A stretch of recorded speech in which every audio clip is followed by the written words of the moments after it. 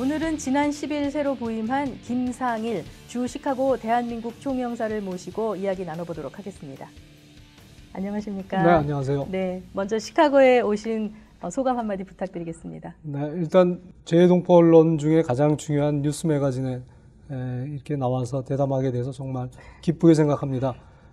시카고는 제가 그 미국에서 그 정치, 경제, 문화에 있어서 가장 중심적인 도시라고 생각을 하는데 그런 중요한 그 도시에 총영사로 오게 돼서 너무 기쁘게 생각을 하고요.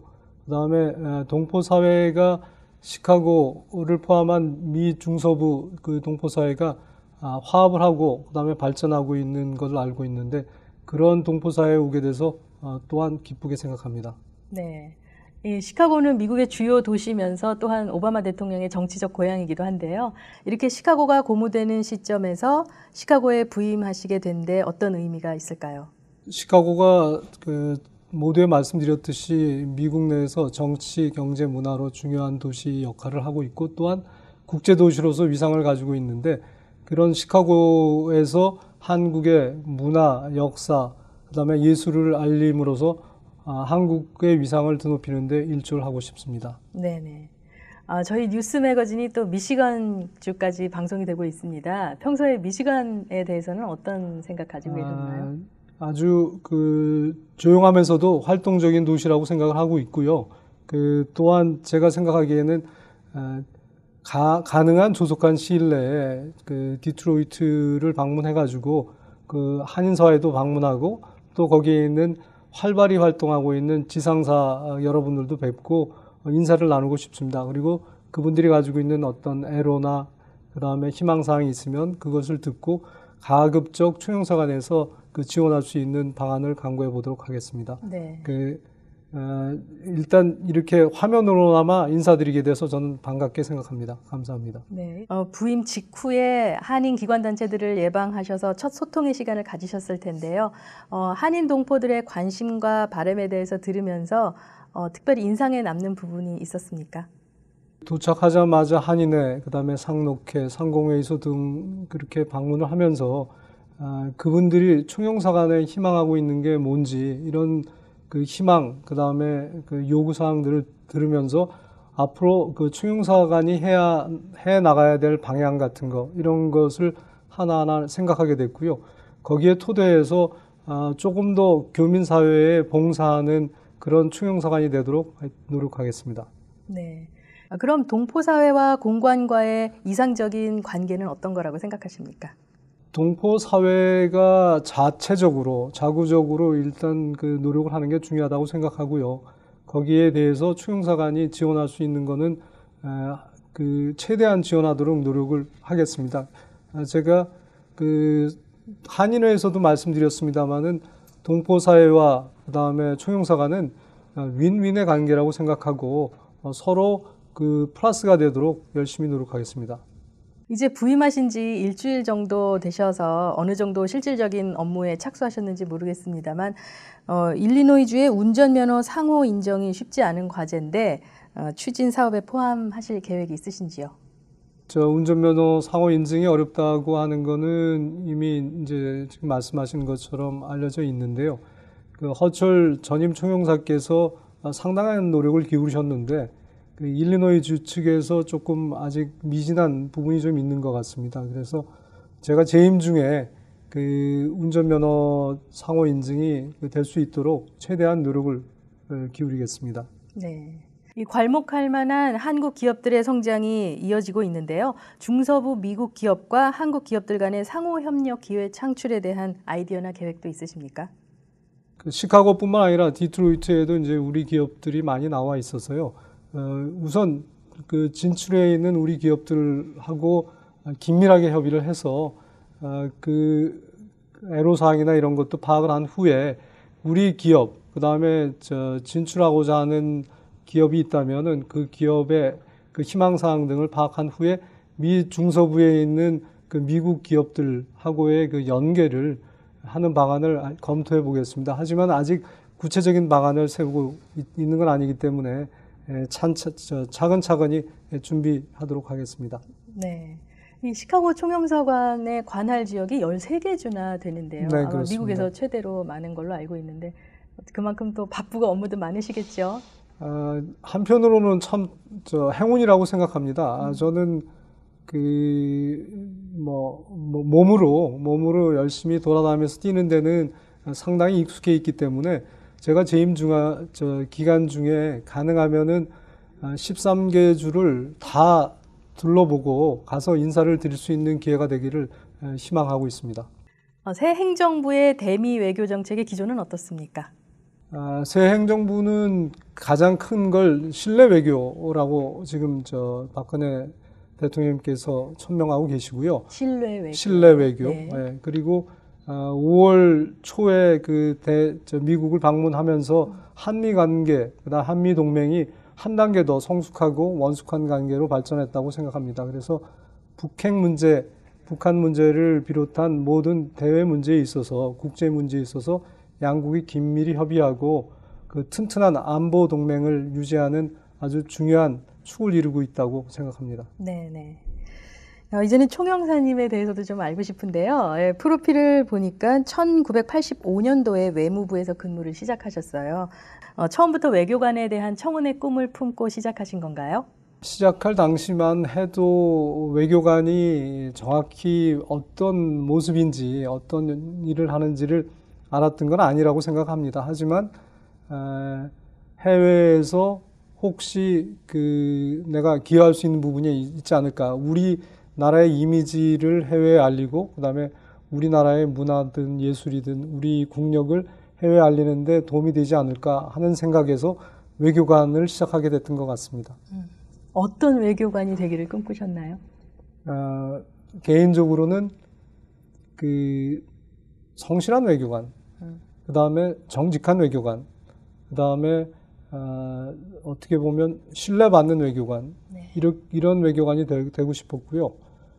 지금도 그런 생각을 가지고 상대 국가가 됐든 교민이 됐든 아니면 비즈니스 하시는 분이 됐든 그런 분들하고의 관계에 있어서 그런 생각을 가지고 임하고 있습니다. 네, 초심을 그대로 간직하고 계시는군요. 네.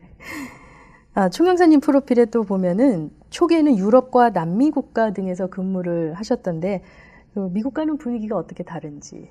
예, 유럽에서는 스페인 그리고 영국 그리고 벨기에 세 군데서 이제 근무를 했는데요. 유럽은 아무래도 아기자기한 면이 그러니까 좀 규모 면에서는 상당히 작고 그다음에 업무나 이런 것도 미국하고는 좀 다르다고 보여집니다. 예를 들어서 이거는 영국에 있을 때 예인데 제가 영국에서 출퇴근을 하면서 느낀 건데 미국도 그럴 거라고 생각합니다만은 영국 사람들이 신사의 나라라고 생각하는 이유 중에 하나가 뭔가라고 이렇게 생각을 해봤는데 전철을 탈 때 보니까 사람들이 어느 정도 사람들이 들어가 있을 때는 타질 않더라고요. 그래서 왜 전철 타질 않을까 하고 가만히 생각해 보니까 타서 상대방의 스페이스가 적어 들어가지고 몸이 닿게 된다든가 이럴 경우에는 불편을 주지 않기 위해서 타지 않는 모습을 봤었고요. 그 다음에 벨기에 같은데 근무를 하면서 느낀 점은 벨기에는 생각 외로 외교관이 많은 나라입니다. 왜냐하면은 벨기에에 나토 본부가 주둔을 하고 EU 집행위, EU 이사회 그 다음에 EU 의회 이렇게 많은 EU 관련 국제기구가 소재하다 보니까 생각 외로 많은 외교관들이 있어서 한편으로는 외교관들이 너무 많아서 행동에 어떤 부담을 느끼는 경우가 좀 있었는데요. 왜냐하면은 어디에 가나 외교관들하고 부닥치는 상황이 있어서 그런 게 좀 어려움이 있었는데 그게 미국에 와서 보니까 미국은 워낙 일단 땅덩어리가 크고 그렇죠. 특히 시카고의 경우에는 유럽에 비해서 아주 깨끗한 것 같습니다. 그래서 깨끗하고 크고 한 그런 외형적인 모습만 해도 상당히 저한테는 다른 모습으로 다가옵니다. 네. 남미는 어떻습니까? 남미는 제가 도미니카 공화국에 근무할 기회가 있었는데요. 미국 그 바로 마이애미 밑에 있어서 그런지 거의 미국 문화를 가지고 있는 그 중남미 국가지만 그 미국 문화를 가지고 있는 나라였습니다. 단지 아무래도 그 개발도상국이기 때문에 거기에 가서 생활하면서 느낀 거는 그 전기가 별로 없습니다. 그래서 그 시내에 들어가서 보더라도 그 시내 중간에 그 신호등이 없어서 그 차들이 이렇게 신호등이 없는 상태에서 그 소통되고 있는 거. 그다음에 그 버스가 그러니까 시내 버스가 없고 그 택시가 버스를 대신하는 그런 모습을 보고 상당히 놀랐던 적이 있습니다. 네. 그럼 유럽이나 남미에 계신 또 한국 동포분들은 또 어떻습니까? 미주 지역만큼 동포 규모가 이렇게 크진 않아 가지고요. 그 규모로 비교하기는 어려운데 그 전부 다 그 자기 생활에 그러니까 본인의 그 생업에 아주 열심이고 그 교민 사회 발전을 위해서 다 그 노력하는 거는 미주나 유럽이나 똑같다고 생각합니다. 네, 네. 시카고에 부임하시기 직전에는 대통령 의전 업무를 맡으셨죠. 이 의전과 외교 간의 어떤 공통점이 있습니까? 네, 의전 업무라고 그러면은 아마 생소하게 느끼실 수도 있을 텐데요. 그 쉽게 말씀을 드리면은 대통령 의전은 세 개의 그 범주로 나눠져 있습니다. 하나는 대통령님이 그 본관 내에서 업무를 보시는 각종 회의, 그다음에 각종 협의회, 그다음에 뭐 조찬, 오찬 이런 행사를 준비하는 게 있고요. 그다음에 청와대 바깥에 나가서 어떤 행사를 하시는 거, 예를 들어서 뭐 부산을 방문하실 수도 있고, 그다음에 연평도를 방문하실 수도 있고, 그다음에 뭐 독도나 여수를 방문하실 수도 있습니다. 그래서 그런 그 방문해서 하는 행사를 준비하는 게 그 또 하나의 그 축이고요. 그다음에 세 번째는 외빈이 왔을 때, 뭐 오바마 대통령이 한국에 왔을 때도 그렇고요. 외빈이 왔을 때 그 외빈을 맞는 행사를 준비하는 거. 또 하나는 그 이명박 대통령께서 이제 뭐 해외 디트로이트 방문하신다든가, 박근혜 대통령께서 미국 그 워싱턴을 방문하신다든가 이런 그 방문 외교를 준비하는 거. 이렇게 해서 세 가지 팀으로 구성되어 있습니다. 그래서 의전이라고 하는 거는 한편으로 생각하면 왜 필요한가라고 느끼실 수 있는데요. 가장 그 중요한 이유 중에 하나가 상대방을 편하게 하는 겁니다. 그러니까 외교의 목표가 그 우리가 생각하는 거를 상대방에게 이해시키는 거라고 한다면 이해시키기 위해서 기본 인프라는 의전이라고 할 수 있는데 그건 뭐냐면 상대방을 편한 분위기에서 회담도 하고 오찬도 하고 해서 서로 이해하고 서로 상호 간의 그 이해를 돈독히 하면서 협력할 수 있도록 그 분위기를 만들어주는 게 의전이라고 생각합니다. 조금 더 구체적으로 설명을 해주신다면요. 예를 들어서, 뭐, 과거 얘기긴 하지만, 네. 오바마 대통령이 방문하신다고 그러면은, 오바마 대통령이 그, 좋아하는 게 뭘까 하고 저희가 고민을 합니다. 그래서, 오바마 대통령께서 태권도에 관심이 있다라는 거를 저희가 어디 기사에서 확인을 하고, 그, 오찬 때, 오바마 대통령을 위한 태권도복을 만들었어요. 그래서 신문에 혹시 보셨을지 모르겠습니다만은 오바마 대통령하고 이명박 대통령 두 분이 이렇게 태권도 하는 모습을 하는 그런 장면이 있었습니다. 네. 근데 그거는 뭐냐면 아까 말씀드린 것처럼 외교의 큰 그 기본 중에 하나가 의전으로 상대방 그 국가 원수가 편하게 생각하고 그다음에 감동할 수 있는 그렇죠. 그런 자리를 만들어주는 게 의전이라고 네. 생각합니다. 네. 상당히 기억에 남겠는데요, 오바마 네. 대통령에게도. 상당히 좋아하셨던 걸로 네. 기억을 합니다. 네. 이 지난 행정부 때는 이 한미 관계가 상당히 우호적이지 않았습니까? 이 대통령을 수행하시면서 이게 고무적인 한미 관계와 또 한국의 달라진 위상을 가까이서 어떻게 직접 체험을 하셨습니까?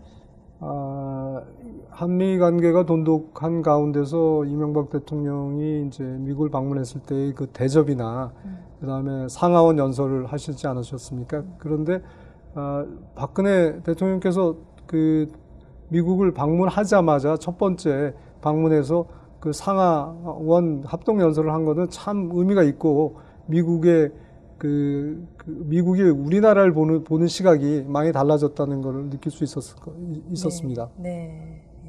이 21세기 글로벌 시대는 말 그대로 세계 각국이 아주 가까이 연결돼 있다고 볼 수 있는데요. 이런 21세기에 맞는 외교란 어떤 걸까요? 지금 박근혜 대통령께서 말씀하시고 있는 것처럼 신뢰 외교가 가장 중요하다고 생각합니다. 네. 국가 간의 관계는 국제화될수록 신뢰가 중요하다고 생각하고요. 네. 그런 의미에서 우리가 상대방 국가한테 보여주는 신뢰, 그게 결국은 상대방 국가가 우리한테 보여주는 신뢰로 다시 돌아오지 않을까 생각을 하고요.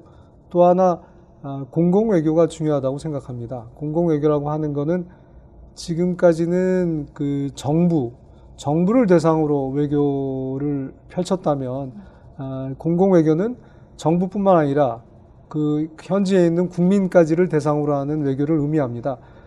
예를 들어서 폴란드가 EU에 가입하려고 했던 경우가 있습니다. 그럴 때 폴란드가 EU에 가입하려고 했는데 EU의 모든 지도자들은 가입을 희망했는데 네. EU에 있는 국민들이 반대를 했어요.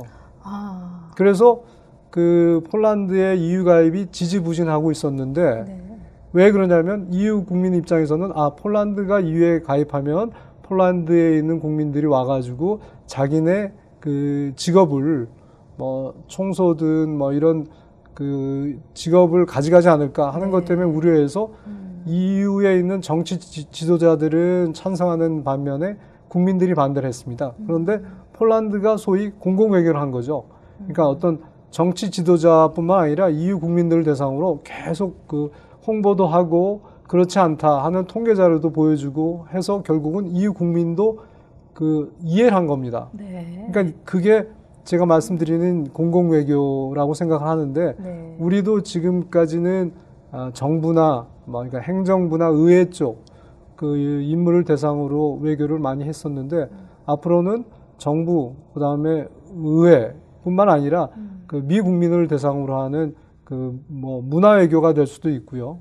이런 역사에 대한 우리의 설명이 될 수도 있고요. 네. 하여튼 미국민을 위한 공공 외교도 병행해 나가고자 합니다. 네, 이제는 그 나라 국민을 배제한 외교는 진정한 외교라고 할 수가 없겠네요. 네, 그런 것 같습니다. 예. 시카고 임기 중에 목표나 꿈이 있으시다면요? 제가 시카고 생활을 하면서 총영사로서 현지에 계신 시카고, 그다음에 미시간뿐만 아니라 제가 관할하는 주의 모든 동포 사회가 화합하고 발전하는데 제가 이익을 담당하고 싶다는 욕심이 있고요. 그렇게 하기 위해서는 제 자신이 겸손하고 그다음에 우리 총영사관 모든 직원들이 겸손하고 친절하고 그다음에 교민들한테 봉사하겠다는 마음을 가지고 한 발 한 발 나아간다면은 결국은 동포 사회가 발전하는데 조금이나마 기여하지 않을까 싶습니다. 네, 알겠습니다. 끝으로 한인 동포분들께 한 말씀 부탁드리겠습니다. 안녕하십니까. 동포 여러분. 새로 부임한 시카고 총영사 김상일입니다. 훌륭하고 성공적으로 한인사회를 이끌고 있는 시카고뿐만 아니라 미 중서부의 한인 여러분, 그리고 한인사회를 만나게 돼서 정말 반갑게 생각합니다. 저는 총영사로서 동포 여러분들의 안전과 권익 증진, 그리고 동포사회의 화합과 발전을 위해서 미력 하나마 최대한 노력하도록 하겠습니다. 그리고 총영사관이 편안한 방문의 장소가 될 수 있도록 문턱을 더욱 낮추도록 하고, 그리고 더욱더 겸손하고 친절한 자세로 봉사하는 기관이 되도록 하겠습니다. 또 덧붙여 말씀드린다면 동포들이 행복한, 동포들이 불편하지 않은 그런 사회가 될 수 있도록 최선의 노력을 다하겠습니다. 동포 여러분 한 분 한 분 모든 발전과 성공이 있기를 진심으로 기원합니다. 감사합니다. 네, 김상일 총영사님 부임 다시 한번 환영하고요. 한국을 빛내고 한국 국민과 한인 동포들을 위한 훌륭한 외교 활동 펼치시기를 기대하겠습니다. 대단히 감사합니다. 네, 잘해주셔서 오늘, 고맙습니다. 감사합니다. 뉴스포인트는 시카고 샤프 여행사 협찬으로 보내드렸습니다. 뉴스포인트는 24시간 웹사이트 www.mktimes 또는 www.betkr.com으로 다시 보실 수 있습니다.